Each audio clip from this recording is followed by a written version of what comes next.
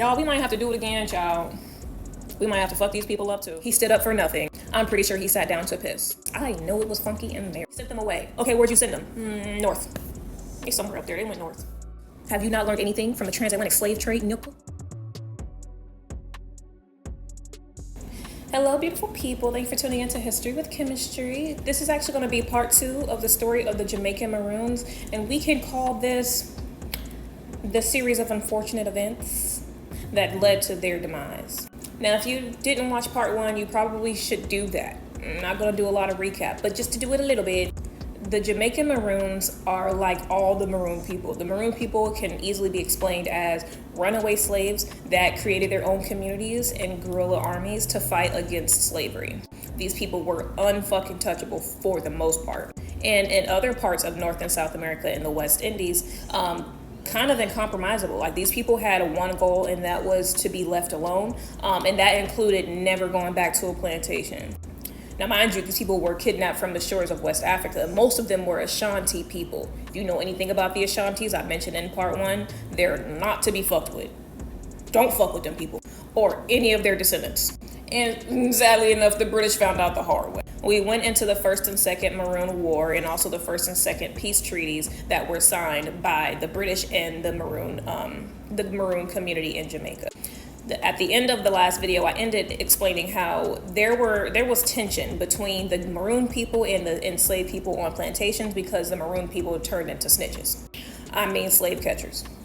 Now, this was a tactic on the British side because they understand that allowing them to be perceived as slave catchers by the enslaved on plantations meant that those slaves on the plantations would not join forces with them, and they would not be trusted, ultimately pushing the people that were enslaved on the plantation closer to their captors or the colonizers. And this shit worked.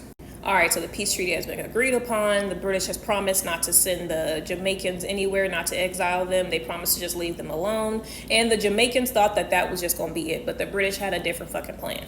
They smuggled these Jamaican Maroon people onto this ship, sat them in the harbor for a month, just so they can keep eyes on them and figure out where they were going to send them. Mind you, nobody knew what was going on for this month.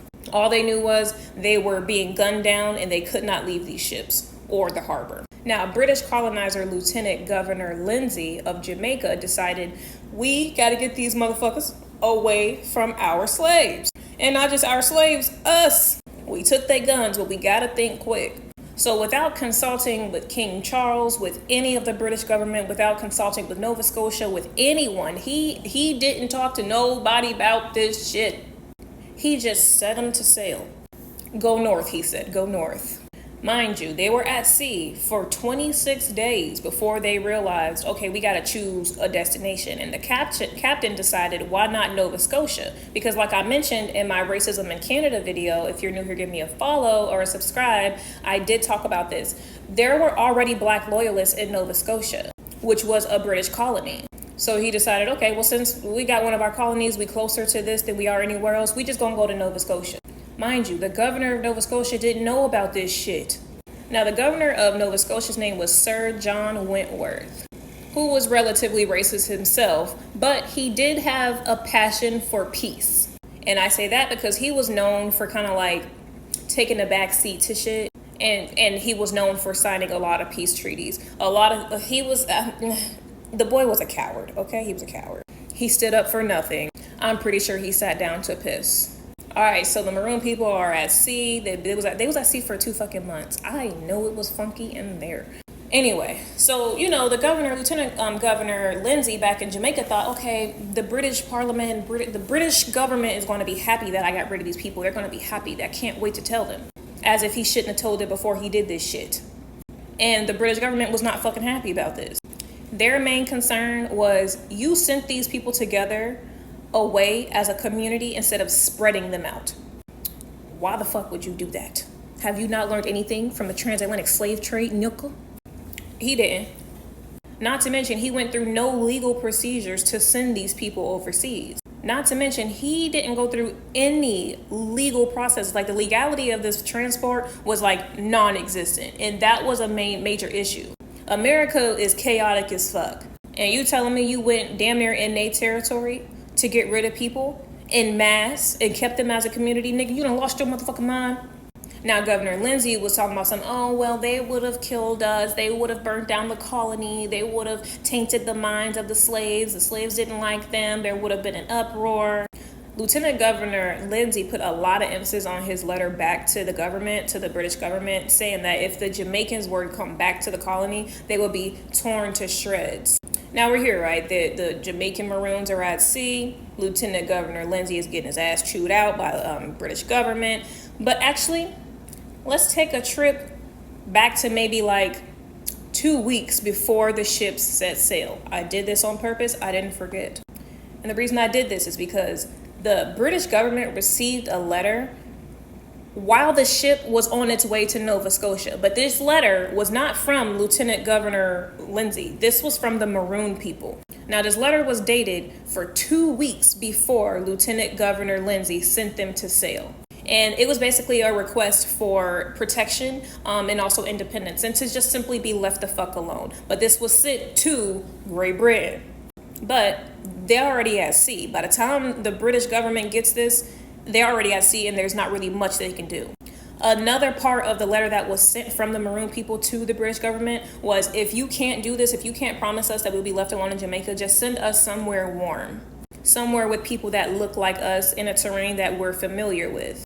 Now, at this point, shit, there's not really much the British government can do because this motherfucker sent them away. And he don't even know where they at this point. Get this. The governor that wrote the letter, we got them out of here. He didn't even know where to tell them to go. Like, he didn't even know where they were. In the letter, it was, we sent them away. Okay, where'd you send them? North. They're somewhere up there. They went north. So now the British government is scrambling until the Jamaican Maroons make it to the dock in Nova Scotia. And that's when the governor realized, oh, okay, I'll make the call. Hello, the fuck?